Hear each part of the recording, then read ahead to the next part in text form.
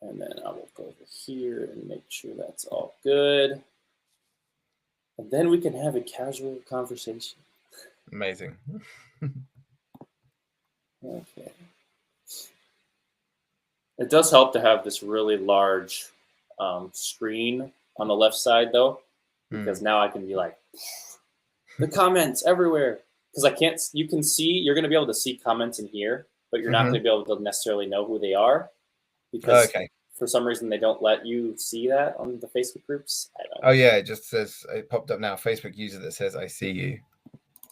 Yeah, see, so I will be able to go over here in the actual live, and I'll be able to see who is all commenting. And make it less creepy than an anonymous person saying, I see you. Yeah. So JP says, I see you. Okay. And I just got to make sure I turn the value off. There we go. Cool. Yeah, I think we're all good. You know, just for the heck of it.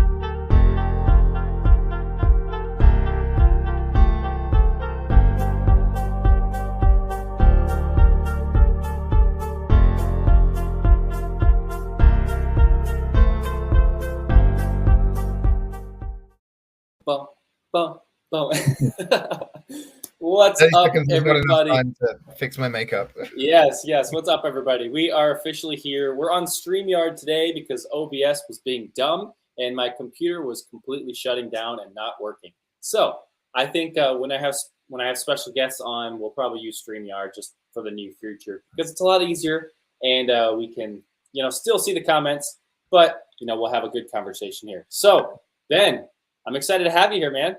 Hey. Yeah, go ahead and introduce yourself to the world if they don't know you. They should know you, but go ahead and introduce yourself. Yeah. Oh, this is the worst part. I'm Ben from Prometheus Game Labs. I've had, I would say, 2 games out now. Micro Dojo launched in 2021 in an envelope. And then the expansion plus the sort of nice retail version and everything all boxed up nice launched March this year. That's arriving. I think currently the boat is in Amsterdam. It's been a long way from China, and it'll be here in the UK. I'm in the UK at the moment. It'll be here next week, I think. Heck yeah. No, maybe 2 weeks time.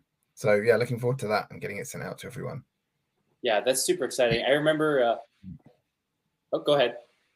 No, sorry, I was just clearing my throat. Oh, yeah, no, I remember getting the Micro Dojo. Like the whole thing from the start was just like, is he really doing this? This is kind of awesome. Such a cool idea. And, I remember getting it in the mail and I was like, what is this? Is this something like some card sleeves I thought I bought? Yeah. And all of a sudden it's Micro Dojo. And man, I tell you what, after playing a few times, my wife just crushed me. Oh my God. I was just so bad at the game. And the first time we played, I was just like, I'm so miserable because I was just doing so bad. And she's just like, well, you're just not a good dojo player. I'm like, drop the mic. I'm out of here. But no, it's super cool. And then you had an expansion, right, that you funded successfully. And then now I believe you're on to what, Microbots? Is that the game? Yeah, Microbots is coming out next year. That's actually a game that I signed and took on from another designer, Simon Beale. He was presenting. Basically, we were getting together to do a brainstorm. I was working on probably some other game, and we'd occasionally get together to play test. And he said, "Oh, hey, I've got this idea." We both like Aeon's End, and we were talking about it at the time, I think, which was why it was on his mind. And he was looking at kind of taking the work he'd done on Microbots and turning it into like a boss battler sort of type of thing. And he actually wanted to talk about kind of ideas for how the combat system would work. And so we talked a bit about that, and he said, "Oh, why don't I show you the sort of the original game, which was designed for a mint tin contest, and you'll get an idea for sort of where the genesis of it is, I suppose." And then we played it, and I thought, actually, this would be a really good fit for the kind of games that I want to keep making. And although I want to keep making games that fit with sort of the Prometheus Game Labs brand of my own games, it's also pretty cool to find other designers when they have a game that's a really good fit. And that's where Microbots came in. And we've been working on that for the last several months, since about May, I think. It might even be a bit sooner. And it's been pretty intense the last few weeks, getting ready for the review copies to get sent out and everything, and preparing for a 1st of February launch, which felt like a long way away a little while ago. That feels a bit right. Yeah, no pressure, right? Yeah, Talk about that. Before we move on, I'm just gonna shout out. JP says, "I see you." Tony is ready to dance. He says, "Party time." Koyomi says, "It's Ben." Bradley's here, Koyomi, and Arndt is here saying he's listening while doing groceries. Oh. So yeah, thanks for hopping in, everyone. I hope you guys enjoy this, because you're actually the first guest ever on the Board Game Hype. Oh, really? Yeah, I've never done this before with another guest. So this is kind of a test run, and I'm hoping it's going to go well, because I want to keep doing this. There's so many people I want to bring on. Oh, I just assumed I was one in a long line of no amazing guests.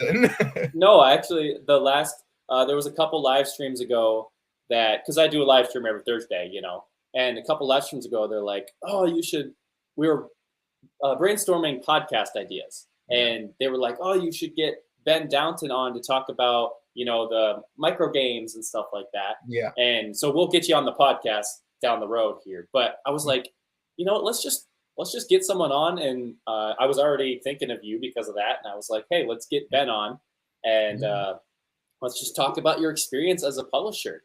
Yeah. So, Gabe's Board Game Design Lab, Gabe's first episode was with Jamie Stegmaier. So, fingers crossed it'll be the same experience for us both. Right. Yeah. 300 episodes for you and a lot of published games for me. Yeah. So this is just like this live stream thing is going to be just a weekly in the group itself. Mm-hmm. But the podcast, Gabe is my first guest on my podcast.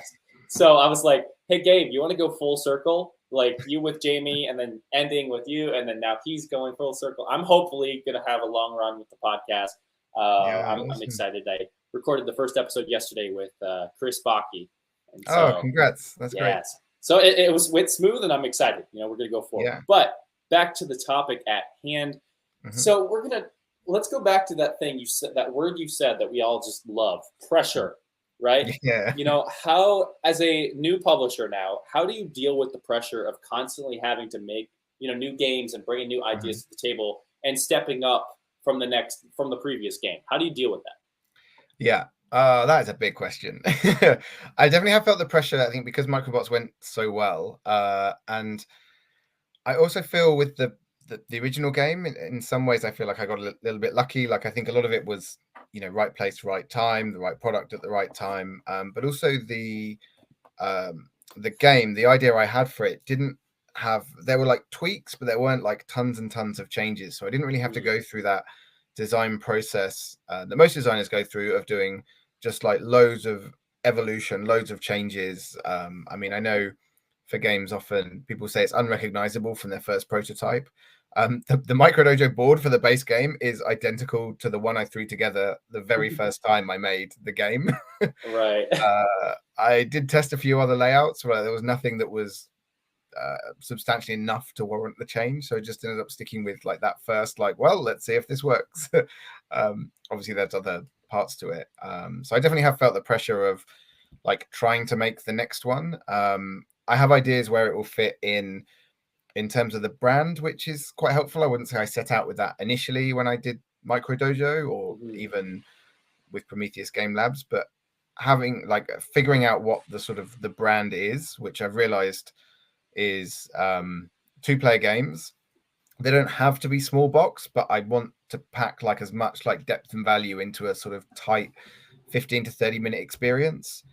So that generally leads to small games, especially if it's a shorter experience. And I like, for 2-player games, I do like solo gaming, so I try and fit in a 1-player mode if we can, but 2-player games, particularly as a high upper limit, has that sort of head-to-head experience, and ways you can play to kind of outwit your opponent, those sort of clever moves. I mean, I think of games like Air, Land and Sea and Onitama and Raptor, those kind of I've heard it called, I'm going to say it wrong now, I think it's called Yomi, I think it is, like the different layers of sort of how Paper, Scissors, Rock is a really good example of it, where like, oh, okay, gotcha. Suppose, okay, it's not really a game that's got a lot of depth to it. But suppose you were picking like rock every single time. Right. And I would say, I know your strategy, so I'm going to counterplay. Mm-hmm. But then you know that I know your strategy, so you might throw in a counterplay to my counterplay and all these different layers. Counterspell. Yeah, exactly. So having the kind of the, saying air quotes, like the brand, at least I know what type of games I want to make. And then sometimes, I sit on the sofa and muse about making like a cool little like roguelike type of game, or I've got this idea for sort of a solo sort of survival / narrative game, but in a smaller sort of thing. But then I sort of remember, actually, these are not really my priority at the moment because they don't quite fit the brand. Now, if something amazing comes out, then great, but it keeps me focused on actually what are the games that are going to be developed and produced and printed and sold. That's cool. So let's talk about you talked about brand, and that's like my favorite thing. So I can geek out about brand forever. Let's talk about Prometheus Game Labs and that brand. What were the origins of that? Where did you start? Was it inspiration from something else? Maybe an idea that spawned on us. Talk a little bit about how you formed your company idea. Yeah. So originally I started needing something to do over the pandemic, and I thought I'd try making like a simple video game in something like Unity or something like some framework that's quite simple to use. And I think I spent a couple of hours looking at tutorial videos and realized, this is not going to be simple. Like, this is going to be a ton of work. I think I was inspired by Stardew Valley. It was made all by one guy, like everything. Yeah. But I thought it'd be a fun little project. And then I think I was chatting with my brother about it, and he said, why don't you make a board game instead? And I thought, this wouldn't make a very good board game. And then a few days later, I thought, maybe I'd make it into a board game. Yeah. So I wanted to try and get a sort of like a twin stick shooter, those sort of old arcade style games, into a board game, something sort of simple, fast paced, and thinking around sort of like a medium box type of game. I spent a couple of months on that, and I realized to have it sort of interesting and have enough variability in there, you'd need so many pieces and tiles that we're basically making like a family version of Gloomhaven, which no one's going to buy for $100 that it's going to cost to make. And then why wouldn't you just either play Gloomhaven or play some simpler games? So I realized that game was not really going anywhere. And I had a chat with Dan from Lander the Game, who I'd met in Dubai one time. He was visiting, he'd bought demos of his game, and he talked about Kickstarter and all of this. And I said, look, you seem to know everything about what's going on. Like, can we just have a chat? And he said one thing he would have done differently is he would have started out with something much smaller, much quicker to produce, something to bring to market very quickly as sort of a test run. And I thought, actually, that's a really good way of kind of learning the ropes. Like, make something cheap. If it fails, or if I make some mistakes, like as a lot of people do in their first Kickstarter campaign, it's not going to bankrupt me. It's also not something I'm going to spend 5 years of my life on and then go, it's not very good. I'd rather find that out after 6 months and then try again. And I had a little game called Province from 2014, which was a little Euro game. I think it might also have come in an envelope, but I got it from my friend in a little plastic baggie.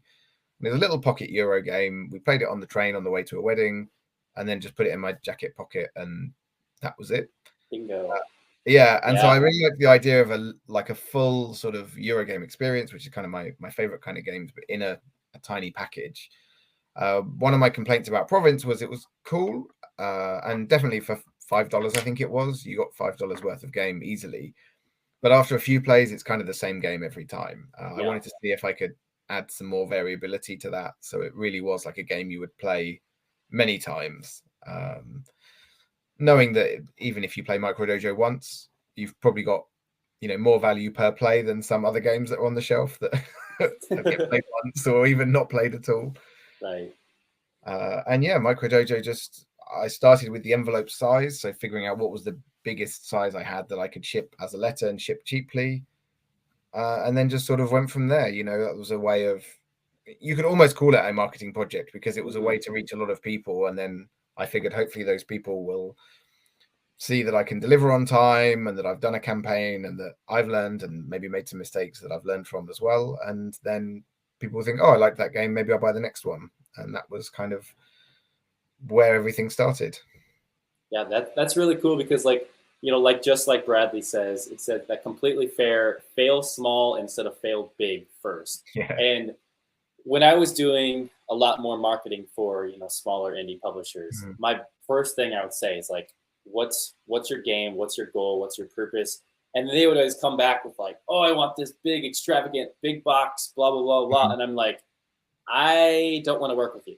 And because I'm just like, that you got to think practically, you got to think reasonably.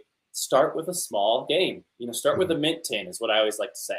And just get some or like a roll and write. Nowadays the roll and write trend is a big thing. Start with that's a kind of a complex game design, like from a roll and write perspective. But start with a smaller game and then build on from there. Because I don't remember what it was, but I was listening to the Crowdfunding Nerds podcast. Go subscribe to that, by the way. # not sponsored.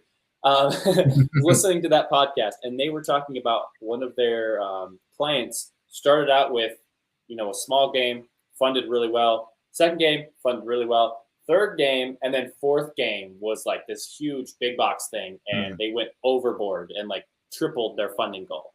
And so like, it's super cool because like he started with just a small mint tin game, and I really think that's the way to go. As a designer. And so, so cool. We talked about your brand a little bit and how you kind of figured that out. Your ideas let's talk about how Micro Dojo came about. I see you traveling all the time. You're a very cultural man, and I'd love to hear more about just like what the idea was with Micro Dojo and maybe your games. And are you going to stick with like one type of game going forward? I know you said the 2-player, perspective, but go ahead and detail us a little bit about that.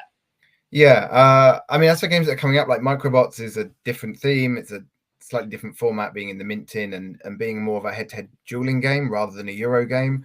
It's also a bit different. So yes, you could say like taking a lot of things that are a bit too different might not appeal to the current audience, which is I guess one of my concerns. That said, I think having a sort of a lot of experience in a small package, keeping it at a cheap price, keeping shipping cheap, especially international shipping, all of those things I think do still appeal to the audience I've got. So in terms of sticking with the types of games, yes, probably small box games. The one that's coming next actually is 99 Ninja, which is from I don't know if you know Ivan Alexiev from Player Lair. You may have come across him. Alexiev, right? Like IEV? Yeah. And Matt Ding, who I met in the UK, I got introduced to him via Ivan, actually. Nice. So 99 Ninja is a spin-off from Micro Dojo. We're using the similar artwork. I've just got some of the box art back, which is looking amazing, which I'm really happy about. That was this morning. So yeah, maybe a similar theme, but I'm not going to stick necessarily to just, sort of like the Japanese theme, particularly. And probably Micro Dojo, yes, it'd be nice to extend it. I had some ideas for a roll and write for it. I've got something I've been working on I haven't touched for a few months, but a similar sort of Euro game with a rondel that's similarly based, bit of area control mechanism as well, that's based on Micro Dojo. So actually, yeah, maybe I am producing lots of Micro Dojo games for the future. I mean, when you have a hit, though, you might as well keep going at least a little bit to see how much further you can go with it. Yeah, and although I haven't quite figured out the rondel game, the sort of the movement mechanics of the character meeples that I have in Micro Dojo translated super well to this kind of game. So it was really easy to kind of build off that design, make it feel familiar to people that have played the previous game, but also different. So I think it's, I mean, I don't want to do so many that it's the only line of games that I have. I am a fan of Euro games, and I find them much easier to balance and to understand. So that's probably where I'm gonna produce more. But yeah, who knows? We'll have to see what happens after 99 Ninja. That's awesome. Yeah, 99 Ninja. I'm a sucker for ninjas. So that's like something I'm really pumped for. This actually has 99 of them in the game. Yes. Let's go. Jonathan says, I saw Micro Dojo at UKGE. It looked awesome. I remember giving Ben a nudge at the press preview. Yes. Hello. And then Kevin said, I like small box games. You can get a lot of play for a small size. A lot of developers tend to forget that. Mm-hmm. True. Very true. Yeah. So cool. We established the brand. We established, your idea for where we're going with that. Let's talk about publishing. Okay. So now let's get to the meat and potatoes, like becoming a publisher. let's go from the beginning. How did you decide, okay, I want to publish as opposed to self-publish? Because that's always the big question, right? You know, that's something I struggled with. I'm like, I don't know if I want to do this. Any designers, if they're listening, go ahead and give us some like advice on like how you think you could choose that, which one works best for you. Yeah, sure. I mean, I always planned to sort of produce and kind of print Microdojo myself as part of a Kickstarter campaign. I think because I never really considered anything other than Kickstarter. I think because I don't even know why, actually. I think because I was using Microdojo as a way to sort of learn about running a Kickstarter campaign in a sort of a safer environment, you could say. Like even if they all, you know, got misprinted or something, I could afford to reprint them all. Or if I messed up on shipping a lot, I wasn't gonna have to sell. Well, I didn't have a house, but I wouldn't have to sell the house if I had one, you know. So I think I'd always planned to do that, and I suppose when I set out making the Twin Stick Pirates, which was that first little game that I was working on, I don't know if I'd necessarily planned to sort of make a company, if you know what I mean, or make a business out of it. But then I suppose I was treating Microdojo as a way of saying, well, you know what, if I'm getting these followers, you know, people that have bought the game that like it, that will then buy the next one, then I'm building up that fan base. So I suppose I was really being, you know, a publisher role without sort of necessarily thinking about it at the time. I did get approached by Ivan actually for 99 Ninja not long after the first Microdojo campaign had finished. And I said, yeah, it's cool. You know, the theme is a great match, but I'm not sure that I'm really ready to take on someone else's design. I think I wasn't sure a few things really. One, you know, I still wanted to keep making my own designs and kind of make games, you know, for the process of making games, for the process of having my name out there and getting known as like, oh, this is Ben from Prometheus Game Labs and he makes these games. I think also I wasn't really that prepared for the responsibility of taking on someone's game because I think it could go one of two ways. Either I felt like, yeah, it's not really my game, so I might not be as attached to it. Like I might not feel like working as hard at it as I did working as hard at my own game. But the other side of that is there's a big responsibility where I felt like, you know, this person has made this game and they're relying on me to bring it to life and bring it to fans and have people play it and enjoy it. So if I'm not working very hard on it, or if it's not successful, then I've kind of let that person down by signing on their game. So I also felt that's never a good feeling. No, I mean, it's one thing like, you know, when I launched Microdojo, I really hoped it would be a success. But if it wasn't, I'm like, well, maybe I could have worked harder. Like it's all on me. Whereas if I sign someone else's game and it's not a success, I think I feel a lot more responsibility for that. So I wasn't really ready to do that when he did first approach me. And it was only, I think in May when Simon sort of showed me his game and I thought, oh, actually, you know, I'm comfortable enough with the process. I've done 2 campaigns now. I actually feel ready to sort of take on these other designs. I think I signed Microbots from Simon in May. And I think I signed 99 Ninja in July, I think. It was either June or July. I think it was July. Wow. So yeah, only a couple of months apart. And I think at that point now I decided, actually, you know what? I'm pretty comfortable taking on other people's designs and sort of working with them on that. Yeah, that's something that, you know, back when I was working with the Megapulse crew, you know, with Nicholas for that, I was like, there was so much pressure and like the idea of, like, he was trying to do it all himself, right? So I hopped in. I was like, hey, you need some help. Like, you got to get this going. And so I jumped in. I was like, hey, how can we do this? You know, how can I not necessarily publish that game, but like I want to help him so that he can publish other people's games long term. Yeah. And then I was like thinking to myself, it's like, man, because I hear a lot of people that join and now are publishers, they're like, you don't play or you don't really make games anymore. You know, you're the business guy. And that's something that is a big struggle for a lot of people. So is that something you're finding? I mean, I know you're pretty new to it, but is that something you're finding that you're not doing as much now? Or are you still balancing that pretty well since you're kind of still up and coming as a new publisher? Yeah, I'd say hardly at all doing any design work now. I still like muse about ideas occasionally, but I don't know if it's because sometimes it's not fair to say you don't have time because I think you make time for things that you want to do. Yeah.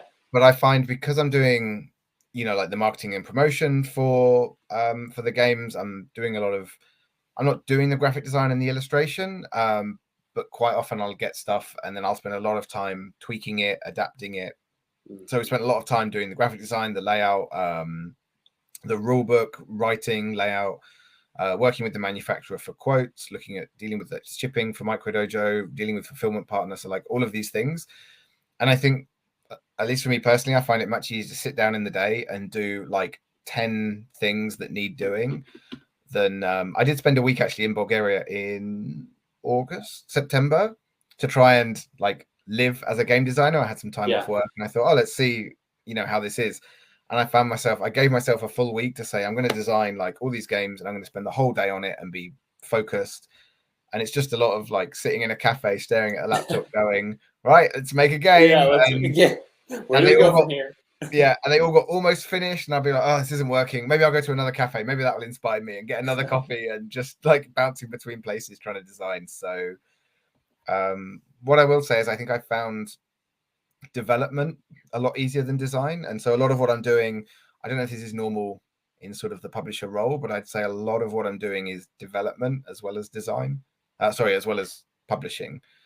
And if I look back at MicroDojo, a lot of what I was doing was development, really, because the core design was actually there from the first prototype. A lot of the work I was doing was balancing, tweaking, kind of what I call quality of life improvements. So things that just make it either clearer or smoother or like cutting something complicated. And a lot of what I've done with Microbots and 99 Ninja is just kind of refining the core game that's already there into, I suppose, something that's a good fit for the brand and something that I enjoy and something that feels, every time we play the games, they get a little bit more polished, we improve something. And so a lot of work on the development side, which I think actually I enjoy a bit more than the design, rather than doing sort of a whole bunch of ideas that are a bit rough. I think I enjoy sort of polishing and refining something and sort of helping to improve it. Yeah, I'm the opposite of that. I'm very much an idea starter, and I have, as you probably noticed with BoardGameHype, I start a lot of things, and I'm not necessarily good at finishing them, and so I'm trying to get better. With this podcast, I'm starting. Now I'm going to keep doing it. Like these live streams, I'm consistent now. And so it's something that is like a personal growth for me as well. And so I'm not necessarily a publisher, but like I want BoardGameHype to be a big, the next big friendly community in the board game space. And so I kind of know what you mean, like with the development aspect, because that's like something that I needed a friend to do. Like I was not into that kind of thing. Yeah. So when you're now that you're like in the publishing space, so what is your perspective? Like, do you still remain in just like the board game design spectrum, or like, now that you're a publisher, have you spread out to more groups to talk like in a different light? Like when you're marketing, for example.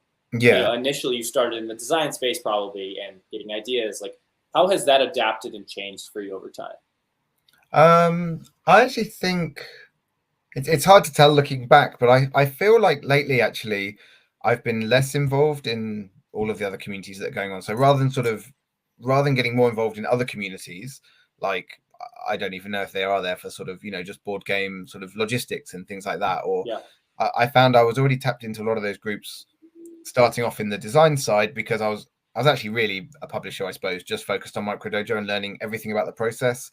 So the ones I use quite often is there's an art and graphic design for tabletop games, the tabletop Kickstarter advice groups, the print and play groups, Martin's Print and Play Hideaway and Print and Play Gaming are both really good, because I do print and plays for the games just sort of as standard. Basically, they're always available to Kickstarter backers. So I think I've always been involved in those communities, but I wouldn't say I've reached out to more. If anything, I feel I've spent sort of less time on them, and that might be also a factor of, you learn a lot very quickly when you start, and now I've got a couple of Kickstarters under my belt. There's still definitely a lot to learn, but I'm spending less time reading blogs and more time just doing stuff. Right. You feel like you're confident now that you can like spread out and be more comfortable in like the things you're doing. I think so. I mean, it's still good to keep learning, and I love learning new things, but I think I'm prioritizing the stuff that I feel like needs doing. So whether it's like tweaking some cards or editing a rule book or preparing a post or dealing with checking where the boat is for the second time that day, things like that. Right. Just need to take priority over. I've had the art of game design since last December, and it's probably traveled to about 4 or 5 countries with me, and I get through about 3 or 4 pages at a time. That's cool. Yeah. So like for those designers out there, I mean, this group's not necessarily just designers, right? Like there's gamers and designers, but we're going to fine tune on the designers right now. What is your best piece of advice now that you're a publisher of like getting started and where, like whether you should go forward with the publication of your game? I mean, I would say because I've got an idea of the type of game that I want to produce, I think it's clearer now looking at other games to be able to say, this has these elements that are a good fit or these parts that are not a good fit, and to sort of see very quickly whether a game would be a good fit, I suppose, sort of for that brand. I think if you're a bigger publishing company that has lots of different types of games, maybe that's a little bit more difficult, or I would find it more difficult, but I suppose they've got a whole team of people to do that. I'm sure. In terms of like whether the game should sort of go to publication, I mean, to give you an idea of how long I worked on Micro Dojo, the core idea for the mechanic, I mean, I like this sort of description of how it was developed because you sort of get longer and longer and longer as it goes on. But like the idea I had for the mechanic was just, I was thinking of different sort of shared semi-worker placement mechanics that could exist. I think while I was swimming, so that was a time to sort of stop and think. So that was, I don't know, a few seconds of inspiration. The first prototype, digital prototype, took me 10 hours. I just sat down for 10 hours straight and made like, okay, now we have a game that's playable. It's probably not very good, but let's see how it goes. Yeah. Then playtesting to the point where I felt like, this is good enough that the artwork is worth commissioning. It's not going to fundamentally change, was about 6 weeks. And then preparing for launch, like all the Kickstarter campaign, the promotion, all of that stuff was 8 months. So the sort of the idea bit through to the actual launch, that's probably a good split of how much time you spend on each kind of area. So the publishing side is definitely the longer part. What that means is the game doesn't need to be like in a perfect state. And for me, looking at smaller games, I can't speak for all publishers, but because in a smaller game, generally the sort of key mechanic can be almost the whole game. In Micro Dojo, it's that movement mechanism. And yes, there's a framework of the objectives and the buildings around to support that, but that is it. Now, if you were to make another, I don't know, I always forget the name of all the games in that line, but like Zolkin and Teotihuacan and Tabanusi. Oh my gosh. It's got a whole bunch of different mechanics going on that are all interlinked. And actually, it's the overall experience of that game rather than any one particular thing. For me, looking at small games, there just needs to be one like interesting thing. And I can say, okay, that's the core of it. That's kind of what we showcase. So for 99 Ninja, they had this really cool switching mechanic. And the way Ivan pitched it to me was like, you can switch at any time. There's 3 clans in the game and you can switch at any time, but your opponent can also switch. So you always feel like you're playing, like I feel like I'm playing 1 versus 2 and I feel like, I'm behind. Cool. But your opponent also feels like they're playing 1 versus 2 either. So that was the showcase. So I'm like, let's lean into that because that's the interesting thing, that's the hook of that. And then we add in the other elements later, like the sort of the Yomi kind of thing. We added some of that in through the scoring mechanism later on. But yeah, that core sort of mechanic is what I would be looking for as a publisher. So if that part's kind of cool and interesting, it doesn't really matter if the rest of the stuff around it isn't working brilliantly. Interesting. Yeah. Arndt says, where is the boat now? You had mentioned the boat earlier. He wants to know where the boat is. What's the date today? Is it the 10th or the 11th? It's the 10th because it's my birthday in 2 days. Oh, it's pretty much in Rotterdam. You know what? I'm just going to Google it right now and check. I've only checked it twice today. Oh, it's in Rotterdam right now. No, it's not. Hold on. Oh, no, it's just off somewhere between France and the UK, just off the south coast in the almost at the channel. I feel like that's looking at that right there is like the Kickstarter refresh. It's like, where's that? Where's the boat? Well, since it got through the Suez Canal, it shows where it is at all times. But basically, when it was going around sort of through Taiwan, it stopped in Malaysia for a while. I didn't get any updates at all until it stopped somewhere 5 days later. So the first time it stopped doing that, it was just in the middle of the sea with no updates. I was like, it hasn't sank, has it? Yeah. I'm going to go over to Koyomi has a good message here. So as a publisher who now does a lot of developing, would you say that games that match the brand or fit the image/theme or mechanic of a game you're looking for, regardless of how polished they are are more likely to be picked up by publishers than a more polished game that may not fit the brand/image? Yes, I would definitely agree. Question. No, I definitely agree. So yeah, if you have something that fits the brand, it doesn't matter that it's not that polished. That said, because we often get a lot of questions, like in Board Game Design Lab, for example, where someone says, "Hey, my game's not very polished, or I've only got like placeholder art, or it's kind of ugly. Should I show it to publishers?" And the advice is always, yes, don't worry, publishers don't care about that stuff. And I will say that it's how do I put this? Not that I don't care. So like technically it doesn't matter. And if the game is interesting, it will hook me and I'll say this could be a good fit. I see where it could go. That said, like 99 Ninja, because it was such a good fit thematically, I mean, it's quite an abstract game, so it could almost have been about anything. We could probably reskin it pretty easily to almost anything else, and still retain kind of some of the theme. It's quite an abstract game. Sorry, I mean some of the game, but because the theme was such a good match, it made me realize, oh, actually, this would really fit as a good sort of match to the Micro Dojo brand, because I already have all the art assets and all of the stuff that we can reuse. A, it's cheaper to reuse the art. B, it's familiar to the existing fans. So if there is a good theme match, then I think that does help. I'll also say that, I'm only human, and so are a lot of other publishers. And even though I would say that the game doesn't have to look good, if I do see a game that looks good, I think by default we start to assume. I mean, I notice it even with published games when they've gone to a lot of effort with things like the packaging and just little design elements where I can see a lot of thought and care has been put into it. I'm more likely to judge that game favorably, and this is published games, because I already sort of trust if they've put a lot of care and effort into the graphic design and the packaging, and there's clever little things in the rule book that show they really understand how I as a gamer interact with the game. I sort of expect then they've gone to the same level of diligence with the game. So if I see a prototype that is looking super nice and pretty and polished, it's probably more likely to inspire me than the same game that's kind of looking a bit ugly. Right, yeah. I know Kevin has to go, but he does ask, do you have media/picks for 99 Ninjas? Is that something that you've released at all? I've shared on the Instagram, it's Prometheus.gamelabs. I shared one of the early sketches. I say early sketches was like 2 days ago. It's now improved way more. The artist is amazing. But he's done a really cool like mock-up for the box art for 99 Ninja. We've got a nice kind of like watercolor background. Is it kind of like that, Prometheus? Did I spell that wrong? I spelled that wrong, didn't I? I totally did. Prometheus. Game Labs, all one word. Look at me. Heck yeah. Yeah. Yeah, cool. That's cool. Yeah, and the Koyomi says, see you, Kevin. Bye, Kevin. Have a great day. So, yeah, that's really interesting. Of course, that's if you're going to see a prototype that someone's not having any effort compared to someone who went above and beyond. I mean, it's pretty obvious that you're going to look at someone who's going above and beyond, because it kind of reflects their personality.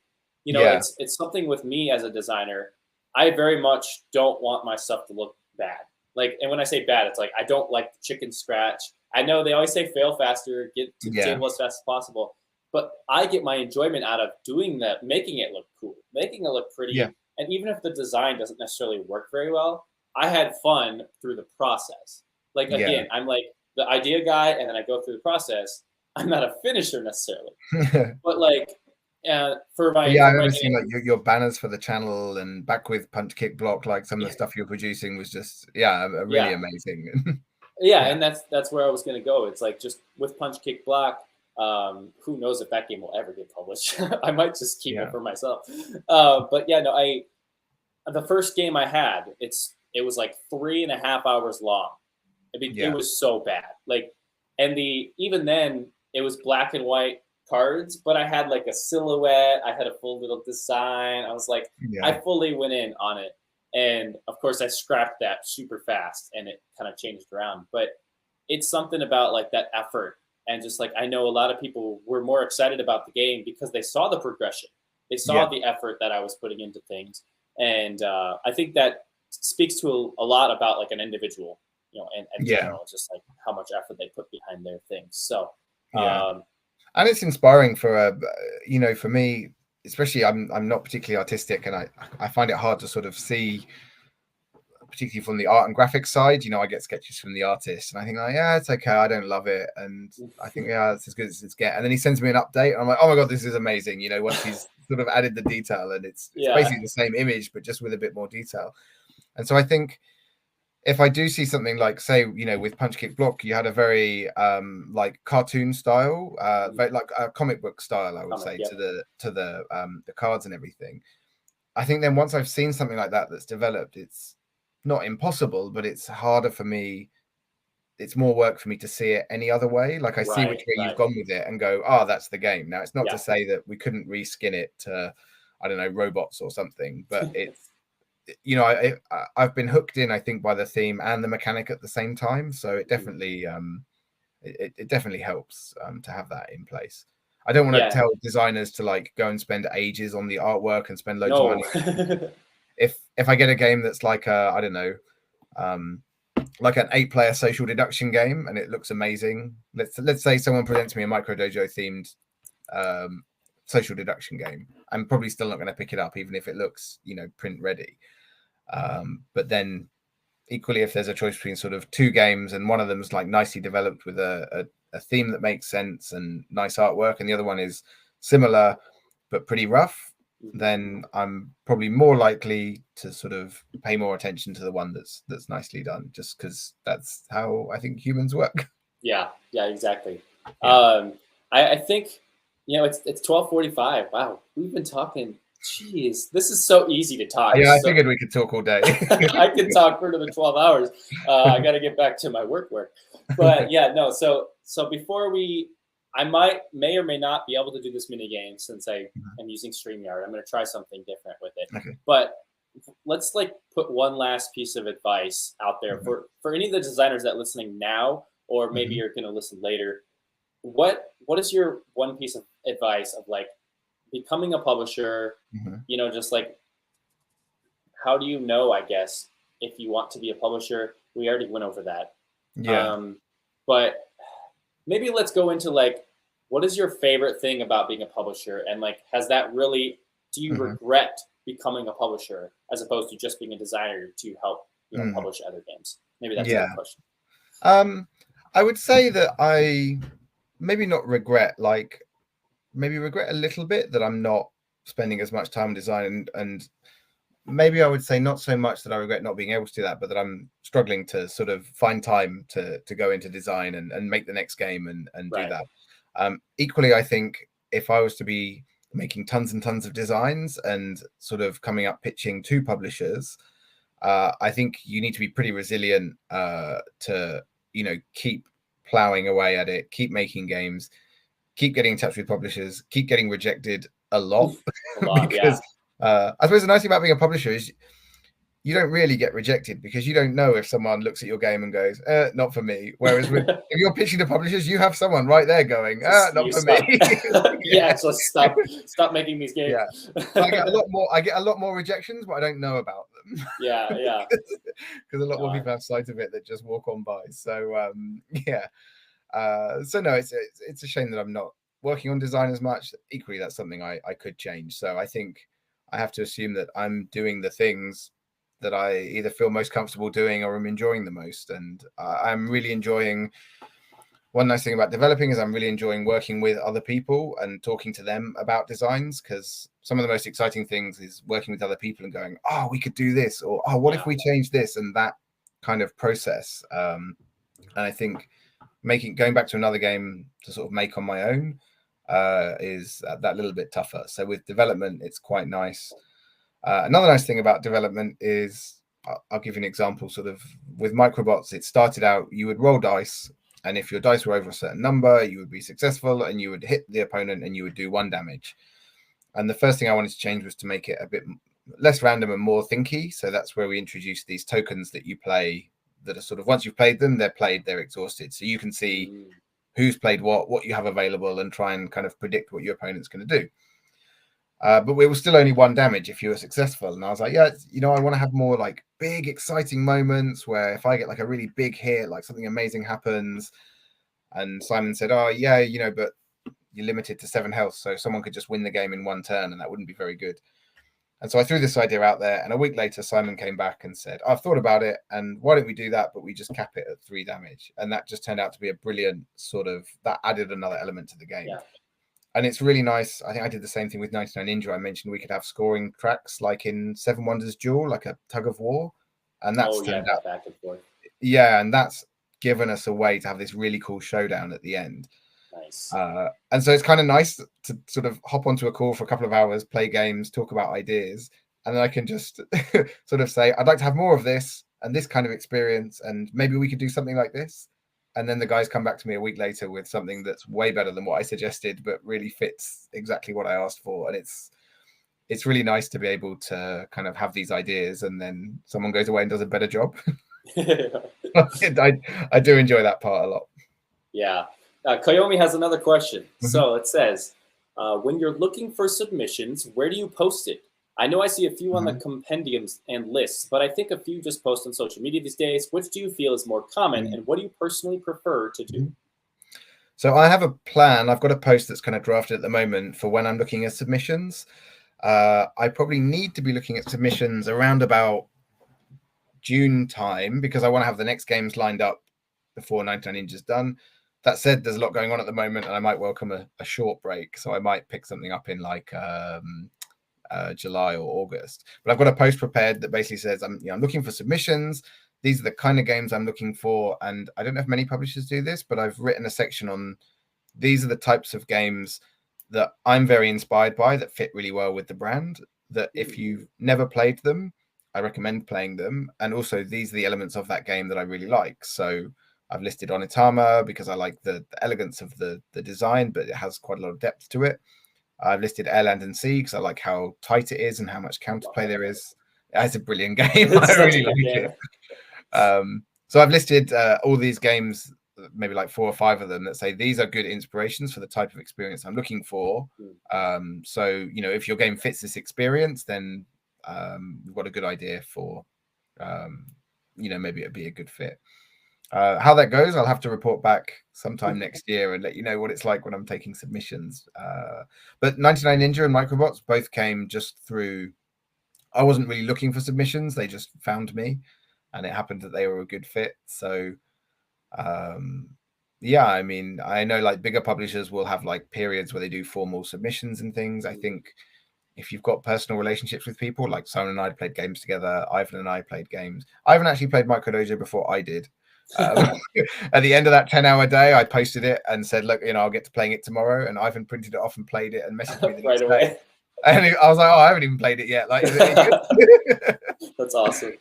Yeah, so having those personal relationships, I think, also helps, because the game's kind of found me rather than the other way around. Awesome. Koyomi, I hope that answers your question. And thanks for popping in. We'll hope to see you next week.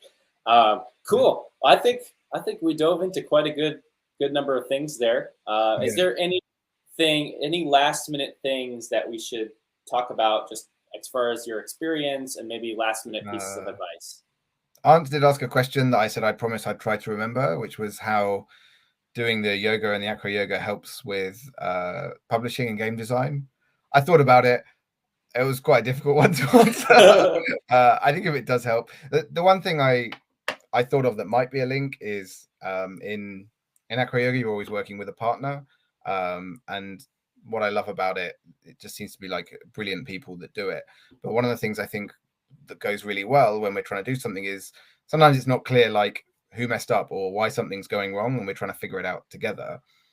And I know even if I think that I'm the more experienced one, or I'm the one that's doing everything right, I will usually look at what I've done first and try and offer that as a solution. So I'll say, maybe I could adjust this, or maybe, this might be easier for you. And then both people tend to sort of offer, not like flaws, but, ways that they could sort of add something to that to help.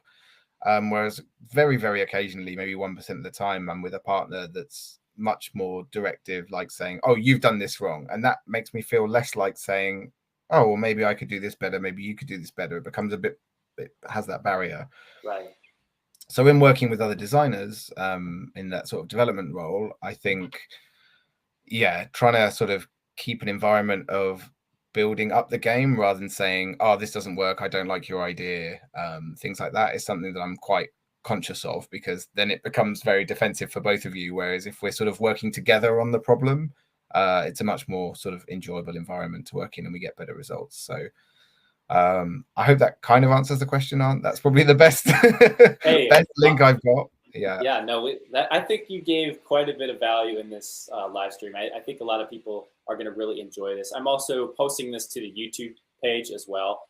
Cool. I thought about going forward, just even if the quality of my audio is like, I'm very much like, I need my audio to be perfect. Well, it's not that great right now, but I'm going to post it anyway because I think it was great content. Well, I think let's try and see if I can get this camera to work, because if I can't, then I can't do the giveaway because I don't have a top-down shot. So let me just see if I can do. Oh. Well, still assuming the boat doesn't sink on the way from. It's almost here now, so I will still have a copy to give away. Right. In about 2 weeks. And you can still hear me, right? Yep. Okay, perfect. So we're gonna try this giveaway. I know there's only 5 people here, and we can get 4 people max in this game. So what I normally do in these giveaways is I say, if you want to be a part of this giveaway, all you have to do is write a comment in the thread here. And the comment that I want you to write is just Micro Dojo. Just 2 words, Micro Dojo. If we have at least 2 people, then we can do this. But ideally, we need 3 or 4. So I'm trying to work out how I can comment. Your own game. Yeah. Okay, so we got 2 so far. Robert wants in. Robert says, let's go. Koyomi wants in. Perfect. Cool. And yeah, I didn't know how well this one would do because I switched to StreamYard at the last second. And that's all my bad. Going forward, I'm going to just use StreamYard, I think, because it seems to be working great. So the idea is, Koyomi, Robert, looks like you're the only 2 that wants a copy of the game. No reflection on you, Ben. Your game's great. Just want you to know that. But it's a tough time. It's the middle of the day. People are working. And so these streams sometimes have a lot of people, sometimes have a lot of people, and not enough people.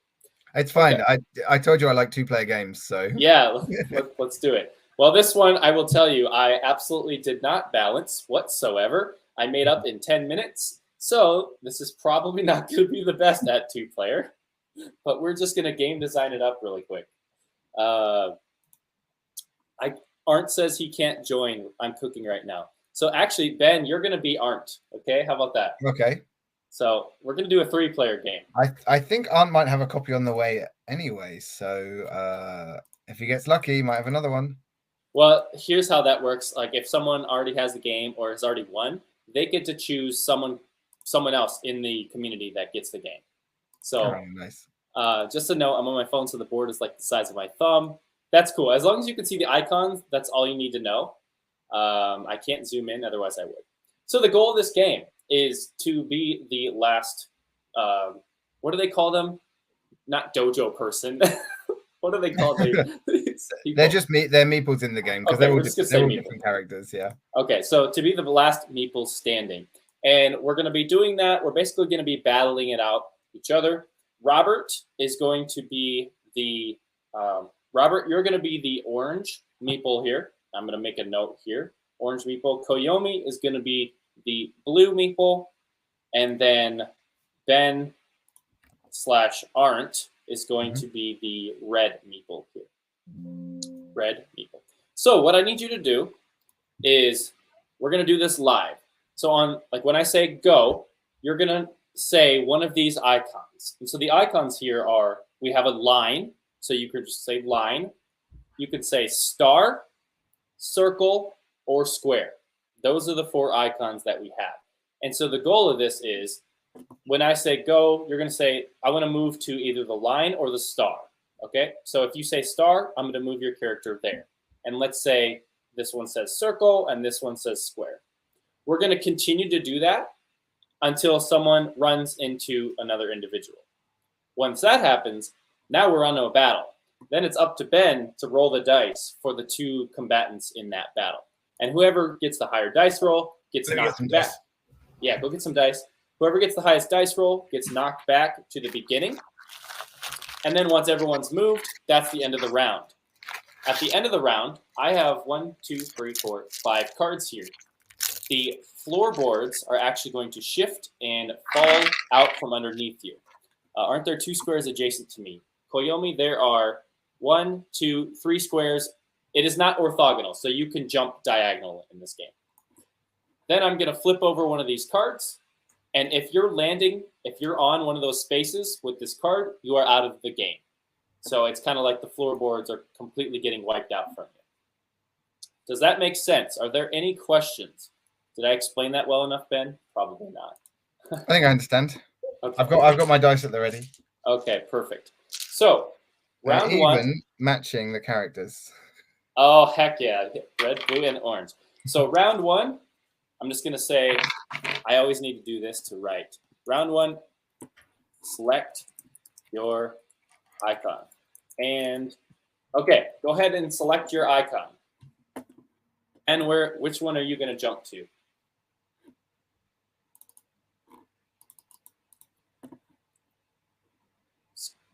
Koyomi says square to my left. Oh boy, that's going to be tough. That's going to be tough to see because it's backwards.